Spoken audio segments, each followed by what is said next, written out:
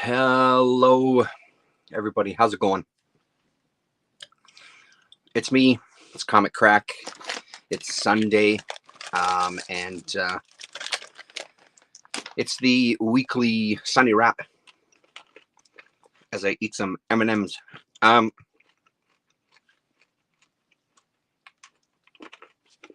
Hopefully this is working. Hopefully it goes to YouTube. I had a weird notice come up there when I hit go live. Run out of room to record, so it won't be archived. I'm assuming that means on StreamYard itself. I've never seen that notice before. I guess we'll find out.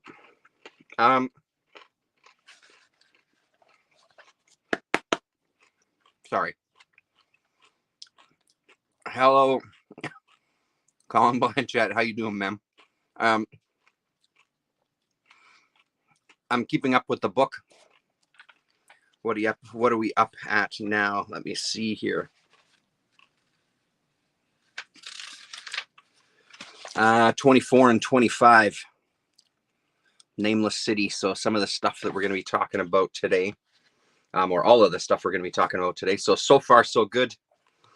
If you want to see what Rasa is doing in a similar, albeit much more dedicated way, we had our chat this afternoon on my channel. If you go back, and I don't know if it's up yet, it was an epic 3.5 hours, one of the longer ones.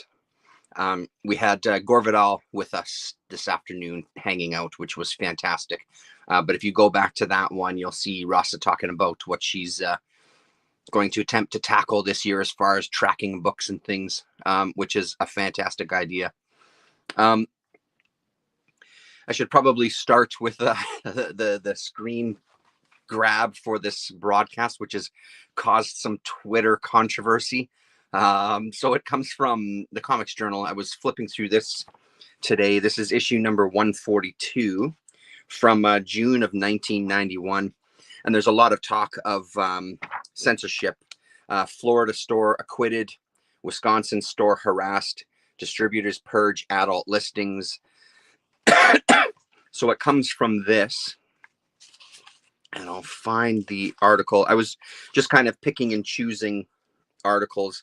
I hadn't read this one yet, but this is where it comes from. It's the letters pages. So Blood and Thunder.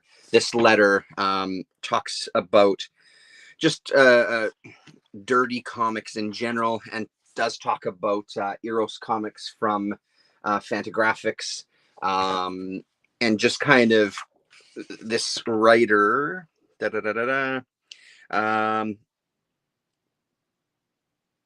it say a name? Probably at the beginning, right? Oh yeah, Steve Gattuso from California, and Gary Groth responds to it. So it's basically the kind of idea of, I'm not a big fan of these kind of things. There's stuff that's better. I wish you guys didn't have to do it. I sort of understand why you're doing it. And Groth replies just very briefly, kind of saying those same things, agreeing with everything he said. But he says he's going to leave it to the readers to respond to, because he's like, if the publishing of good work, of quality work, could sustain the publishing of more quality work, we wouldn't have to go down this road. But the fact is that these dirty books fund publishing these quality books, in his words. And again, I would not necessarily agree that all of the smut comics are of no quality. That's not my view on it, but whatever. It's just interesting. So there's just some interesting stuff, and it's just a reminder of like how kind of, like censorship had reared its head in such a big way in the 80s and 90s. I remember the everything was devil music. Everything was the devil, playing records backwards, the summoning the devil, and it was all this satanic panic stuff with music. And wanting to put warning labels on stuff, which, again, like, do I necessarily have a big problem with putting parental advisory? No, absolutely not. It helps me pinpoint which records I should buy.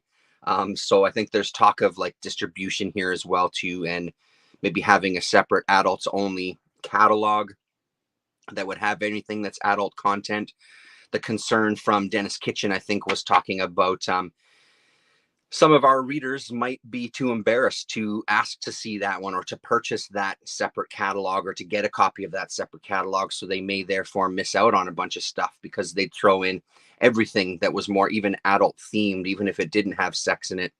And then, of course, there's the usual talk of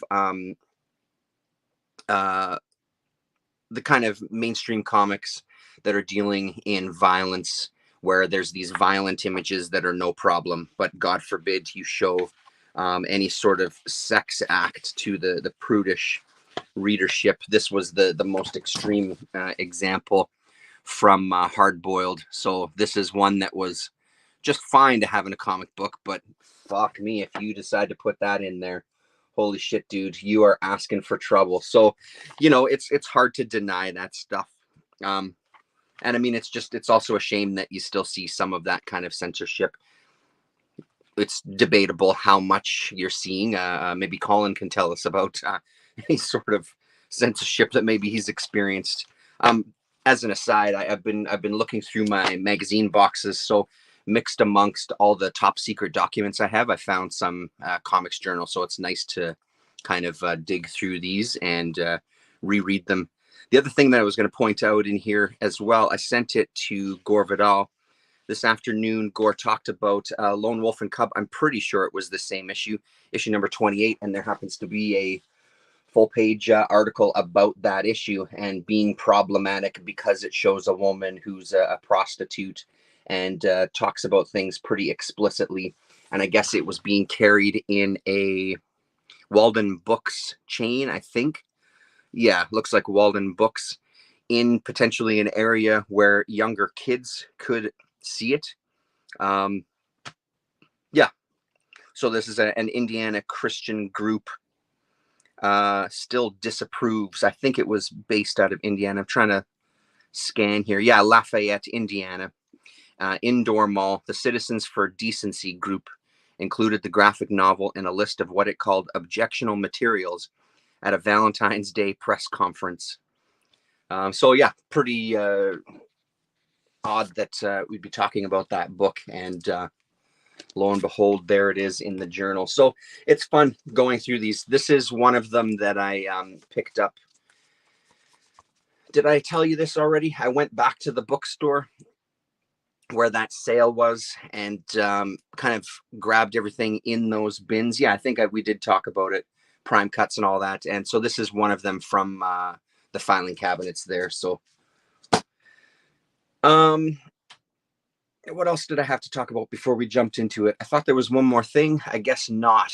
So let's just get into it. I'll start with the stuff that I didn't talk about on the show this afternoon, and then end off with kind of a re-up on stuff that I did talk about. Do I have everything? Yes, I do. So one of the books I read this week was the final issue of Nice House on the Lake. So this is issue number 12. Couple of mixed thoughts about this one. The first thought is that overall, I really enjoyed this read. I have to admit that I kind of looked forward to reading this when it was out, even if there were some gaps and some delays. Even if it kind of took me a little bit to jumpstart my brain as to what was going on last issue and try to play a little bit of catch up. This feels like it might be a series that I'll read again as one. I'm not quite sure yet, though, because I'm not too happy with the way that it ended. It feels kind of like when we were reading We Live, there was a sense that this was going to be something different. And it turns out that basically it ended as an intro into a new superhero universe, which was kind of a pisser because I had thought, or it had been presented in a way where I thought it was going to be a standalone story that would have this beginning, middle, and end. And it was really intriguing going through to see where it was going to go.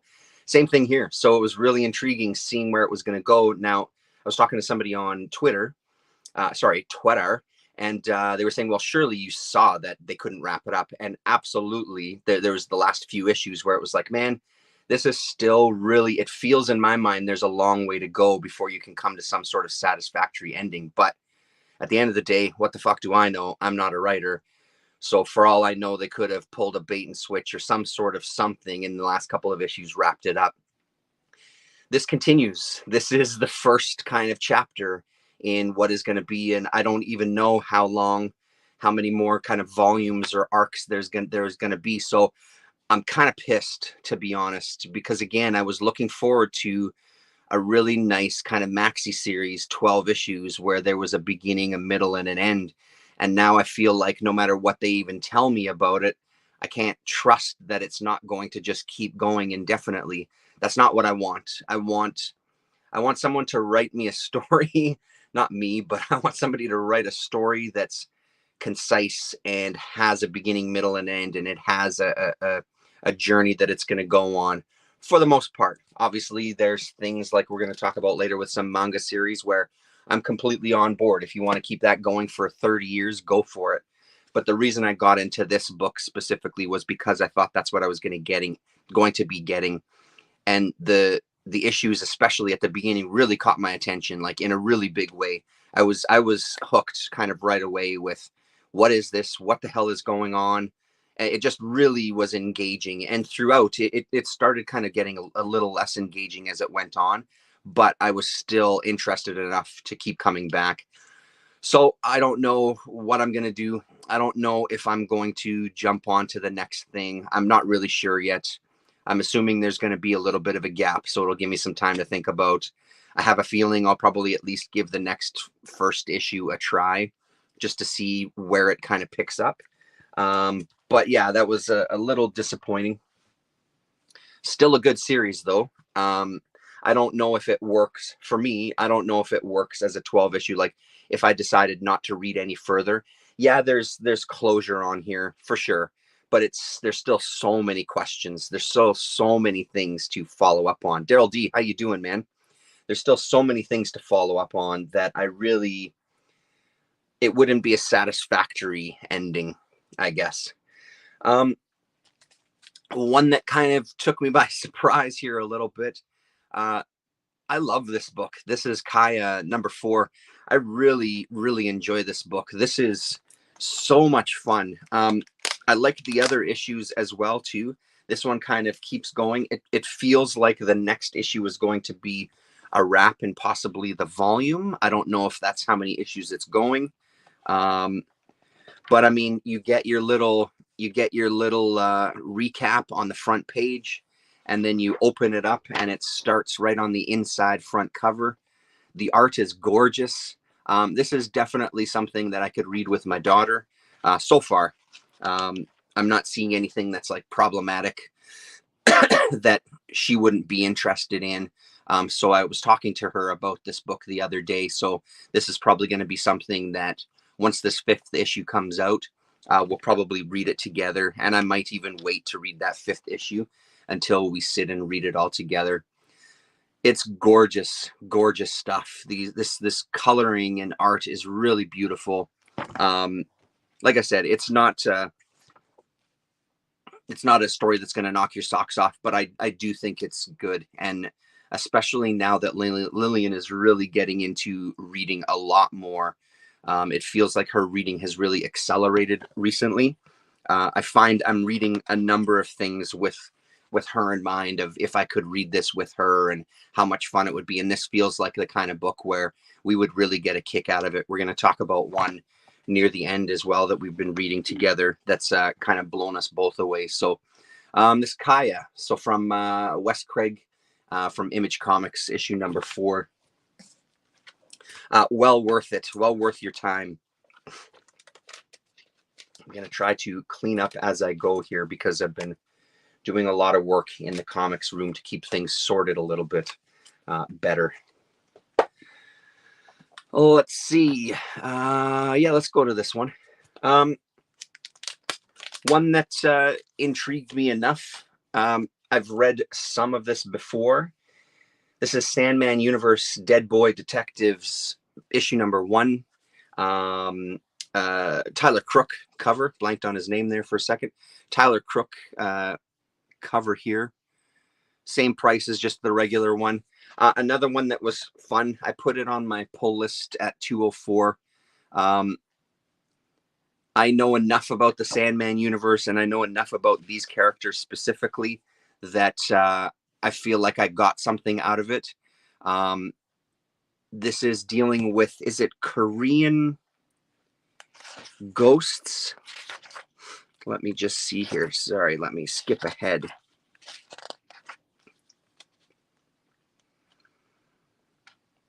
This guy here, Thai ghosts, so Thai spirits in the Thai spiritual world, which is really intriguing.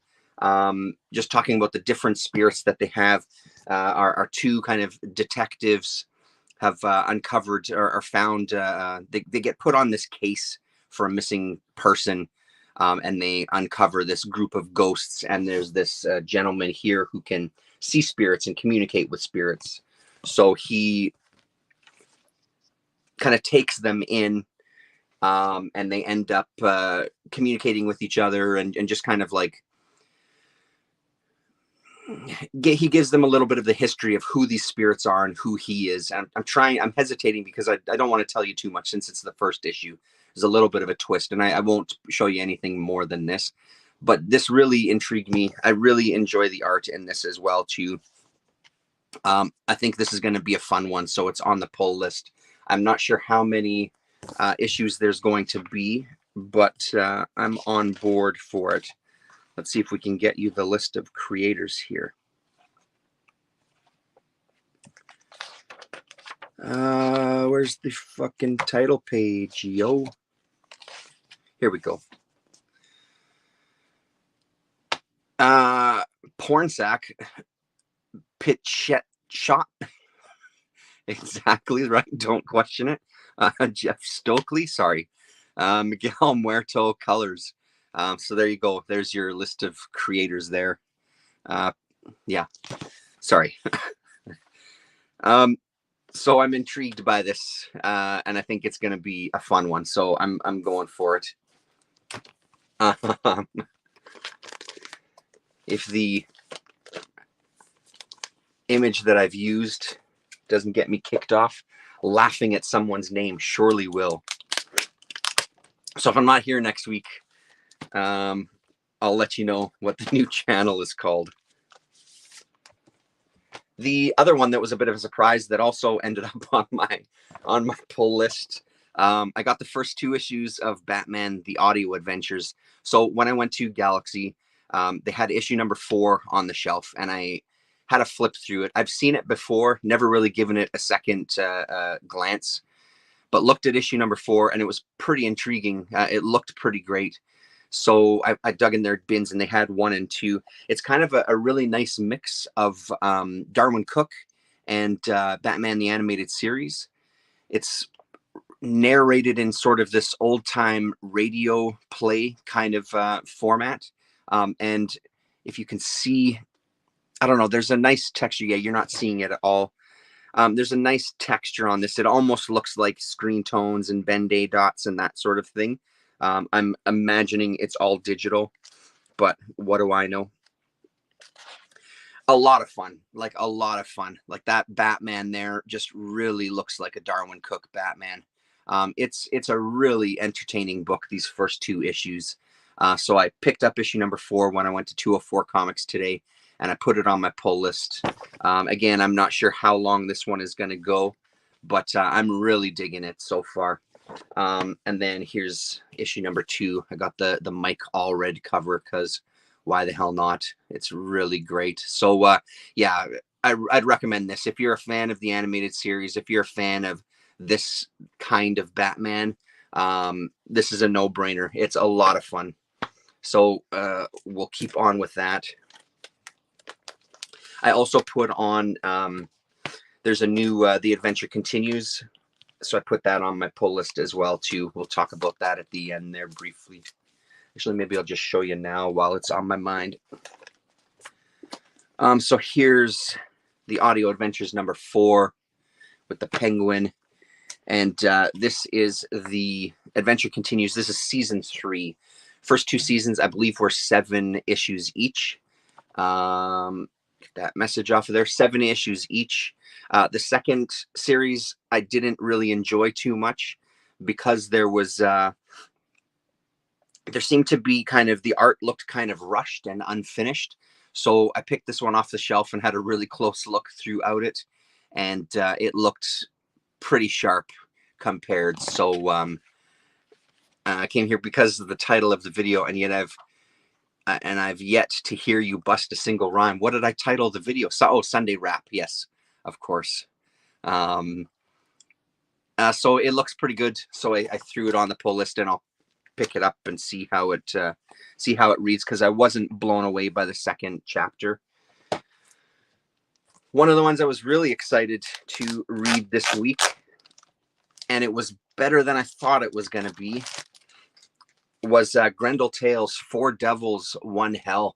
This is a 6-issue miniseries. The 6-issue miniseries, and man, oh man, was this ever good. I've really, really enjoyed this.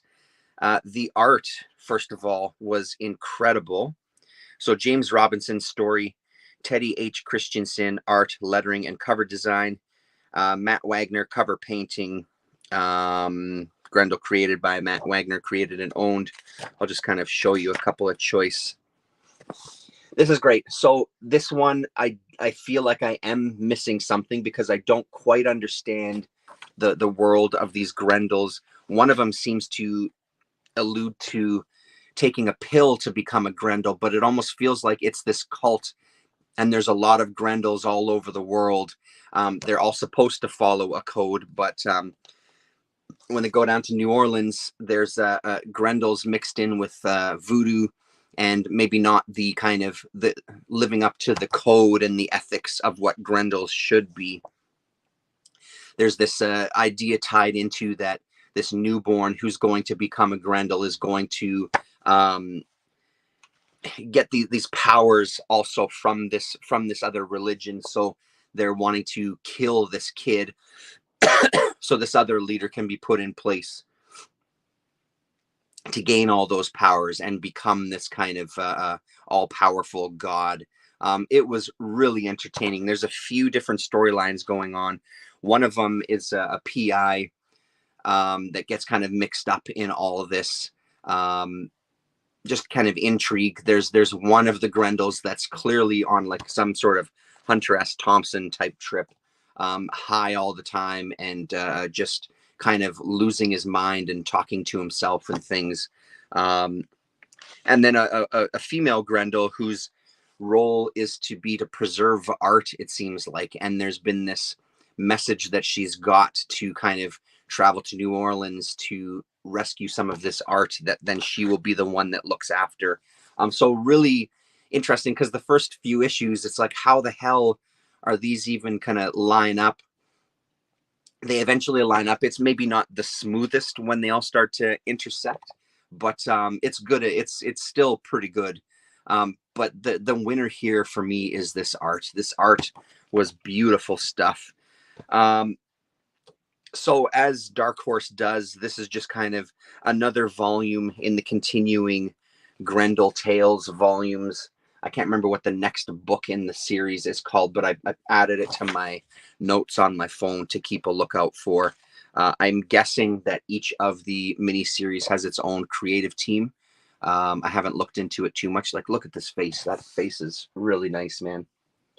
So this was a really fun book. And again, like, it makes me even more excited to dig into these Grendel books, just so I can kind of catch up. And even though I do feel like I missed some things, this still didn't make this impenetrable to read. I still got something out of it. I still enjoyed the story. I still enjoyed the journey of it. But it also left enough questions where I'm excited to find out exactly how we got to this point in this series. So yeah, that was a nice surprise. So like I said, 6-issue series, or I guess a 6-issue arc in the continuing Grendel Tales storyline. So the rest of this stuff are books that we talked about this afternoon. Starting off with another Viz comic that I found. at that bookstore. Sanctuary, books number 1 and 2 of Sanctuary. So the artist on this did Mai the Psychic Girl over at that eventually Eclipse released. Crying Freeman is another title. Otoku Gumi, and then the writer Sho Fumimura, sorry. His first big hit, The Doberman Detective, appeared in 1975. His most popular work so far, Fist of the North Star, started in 1983 and continued till 1990. So he wrote Fist of the North Star. This is a pretty interesting book here. It's kind of a mix of gangster, like Yakuza story, mixed with this political sort of drama or intrigue.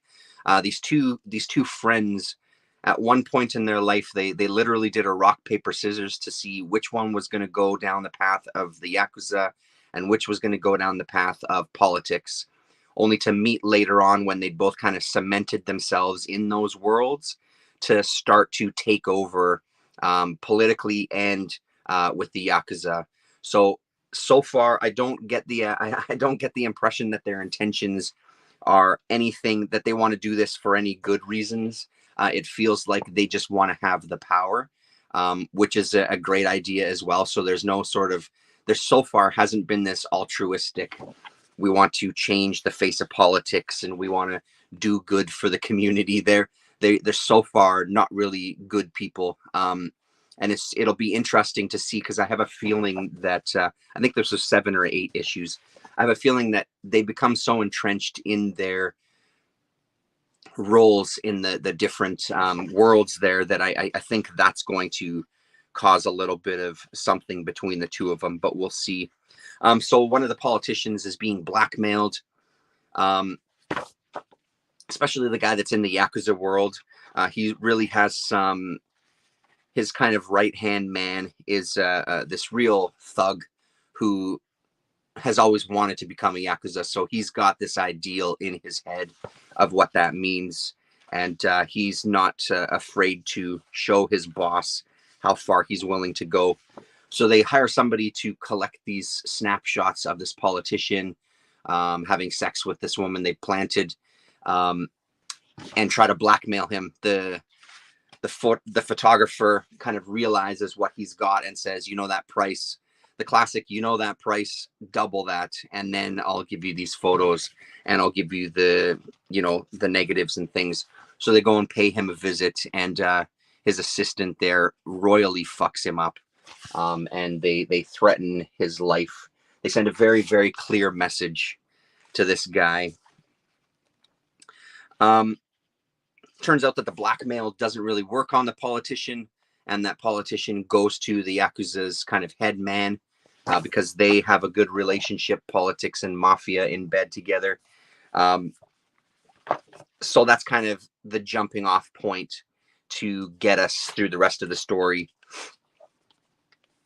Got to gather my manga, that is Viz first epic act, etc. I think I want to start keeping more of an eye out for them in $1 boxes. Yeah, I mean, I'm feeling the same way there, Chris. Especially one of the things, actually, let's take this back out here. One of the things that was great about this series was at the end here, there's the subscription service page, and there's a few titles on here that I've never heard of. One called Rumic World, Midnight Eye, Lum I've heard of, Hirobi, Gray, Golgo. I thought there was one other one. Striker is the other one. I don't know if I've ever seen a book, Striker.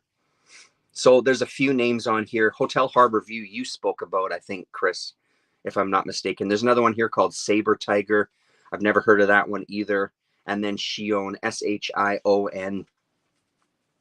So it feels like there's a lot from this era. This is 1992, I believe, is when this book came out. Where's the credits? Yeah, 1992 is when this was coming out. So it does feel like there's a whole lot out there to dig into. Yeah, so I'll be doing the same, looking out for books. And after seeing Gore Vidal this afternoon, I wouldn't I'm going to keep my eyes out for some more Lone Wolf and Cub as well, even if it's just to try out a few issues. So that's Sanctuary. From the man that brought you the recommendation to read Ducks, and also Rasa had read this too. This is Factory Summers by Guy Delisle, I believe is how you pronounce the name. For the love of comics, this made it to his list. He's 2 videos into his top reads of 2022, and this ended up in his first video. Very intrigued when he was talking about it. He actually listed one in today's video as well too that caught my attention, and I can't remember the name of it. After reading Ducks, if you remember talking in that Sunday chat, I was really taken with the idea of people working kind of in this blue collar sort of world and then writing about it. I've decided I'm going to read Lone Wolf Digital. Yeah, absolutely. I can't deal with those dark horses. Yeah, those tiny books, absolutely. I had a bunch of them, and I'd read a bunch of them back then. They're long gone, though, because they take up a ridiculous amount of space on a shelf in just kind of space that way, but there's so much empty, unused space. So I got rid of them a long time ago. I'd like to find some of the single issues that Gore was showing off today, though, just to see it in that format. But digital isn't a bad idea either. So this idea of a story centered around blue collar work and manual labor and that sort of thing was really intriguing to me. I feel like those aren't always voices that are heard. This one does a pretty good job. I mostly enjoyed this. It's Guy talking about his summers working at a paper mill in Ontario, in Quebec, rather. Sorry.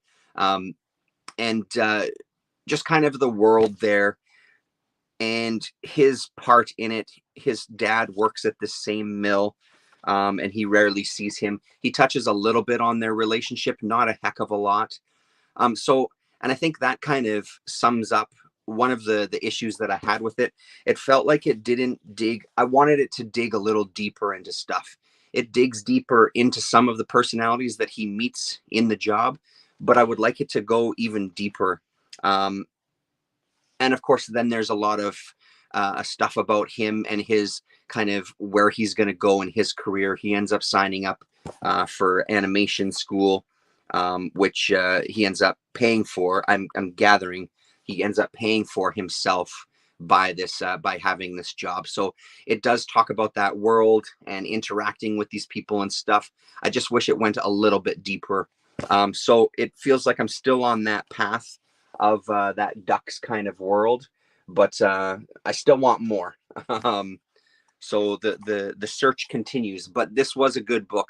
I really enjoyed it. It was the thing. I still sat and read it all in one sitting. I was still invested in the story. It was a page turner. I really like his kind of clean art style. I didn't think that I would as much when he was showing it off in the video, but in person, I thought it worked really well. Yeah, that's all really to say about this one. He's a guy that hasn't been on my radar. This is Drawn and Quarterly that put this one out. He's done quite a bit. So he's a guy that I look at again for sure. This is 2021 is when this one came out from Drawn and Quarterly. So Factory Summers. And then finally tonight for the Sunday, the weekly reads. It's a 3-volume set from First Second, and it's called The Nameless City. And I'm reading these with my daughter. And this is Faith Erin Hicks, who's a Canadian who's done a ton of work. This is 2016 for the first volume, 2017. And then we have the third volume upstairs that we haven't read yet. And they're all from the library. I got to say, this one kind of took me by surprise. So she's done books, Zombies Calling, The War at Ellesmere, Brain Camp, Friends with Boys, Nothing Can Possibly Go Wrong, The Last of Us, American Dreams, and the Eisner Award-winning The Adventures of Superhero Girl. So First Second is absolutely Uh, no, absolutely not. Hello, Moon Dust. How are you? Um, so there's a real kind of there was a turning point with book number 2 here for me, where it's a tough balance to have a YA book that's interesting for my daughter, but kind of goes that extra step to bring me in a different way. Whenever I'm reading stuff with her, most of that enjoyment is seeing her enjoying it, and the stories are kind of secondary. But this one, kind of in the second book, it had this transition to this kind of almost political thriller, to some degree. Um, that really ended up catching my interest. I was kind of surprised at the turn that it made about halfway through the second book. The basic premise of this is there's this city. I'll show you the map, surrounded by kind of 3 superpowers: the Dao, the Yisun, and the Liao. Um, and they're continually conquered by one of those 3 groups. So the nameless city never has a name because everybody who ends up conquering it calls it something different. Right now, the city is called Dan Dao because the Dao are the people that have most recently taken it over. There are people that live in the city. Some of them are monks from what's it called? The Stone Heart, I think is what it's called, which is kind of in the center of the city. And they take care of all of the history, all of the books, anything pertaining to the history and the conquering of the city. Um, there's also another group of people that built the city called the Northern People. Nobody really knows much about them. There's some books written by them that supposedly have some power associated with them. Um, we find out later that there are a group of people that can translate and can read those northern books. So that's kind of all part of the whole trying to get power and control of the city. It plays a part in it, especially in the second volume. What's interesting about this is the kind of the idea of there's 2 kind of main fathers in here with their sons, and one of them is kind of the what do they call him? I think they call him the Master of Blades, I think is what they call him. So he's kind of the military leader. The Dao are a very military based group of people, and they train their kids in fighting because everybody is going to be a soldier, and that's how they kind of keep their strength because their numbers aren't that large, but they're such ferocious fighters that they end up capturing this power. The other son, his father is kind of one of the right hand men who has these ideas of creating this council, getting all the groups together to create a council so they can stop this kind of eternal warring and come together, and kind of make it a trade route, I think is the basics of his ideas. And it gets scoffed at quite a bit. It's a really nicely written book. I'm really impressed with the level of storytelling in this. The characters are incredible. The just the kind of path that these characters go on, the relationships, especially with the kids, their outlook. It's kind of talking about a lot of different things. And in the second book, when our kind of major turn happens, which I won't talk about, it's just a lot of these different ideas culminating in kind of a few pages that's handled incredibly well. It got both of our attention. My daughter is completely enthralled with this as well. I know that some of that comes from the fact that I really am as well, but I do genuinely feel that she's really enjoying this. So we're both very excited to read book 3, which we'll probably read tomorrow night, just to see how this wraps up. And then absolutely going to be checking out some more of Faith Erin Hicks' books. And again, like First Second seems to be the publisher for me last year and coming into this year. My daughter was looking at some books that she got from the library recently, and seeing that until just now, noticing that she's picked out some more First Second books. So yeah, that's a publisher that we're going to be keeping a closer eye on for sure. So yeah, Nameless City. like I said, only the 3 volumes. Excellent, excellent read for those. Probably the highlight of the week for me, to be honest. Thoroughly enjoyed those. And with that, I think that's it. But let's just quickly look at what I got from 204. So I talked about The Adventure Continues. It's on the pull list. The Audio Adventures added to the pull list. Firefly Big Damn Finale, which I'll probably sit and read tonight. Very curious about that one. Issue number 2 of a Sumerian book called Sarah Alone. They had issue number 3 on the shelf. Unfortunately, no more number 1s. This one was discounted at $2.99 Canadian, because I think this is like a $5.99 book or something. Interesting enough that I wanted to give it a shot. Gore knows about it as well too. He was saying this afternoon that he's ordered copies, but they haven't come into his shop yet. So I'm curious about that. And then one of the nicest surprises is here we go. 4 issues of Xenozoic Tales, including issue number 1, and these beautiful, beautiful Mark Schultz covers. So there's issue number 1, issue number 3, number 12, and then my favorite cover out of all of them, I think, number 14. The colors on there are just fucking gorgeous. So I tried to read this. I had the collected version of this a long time ago. I tried to read it and I never finished it. But I'm willing to give it another chance.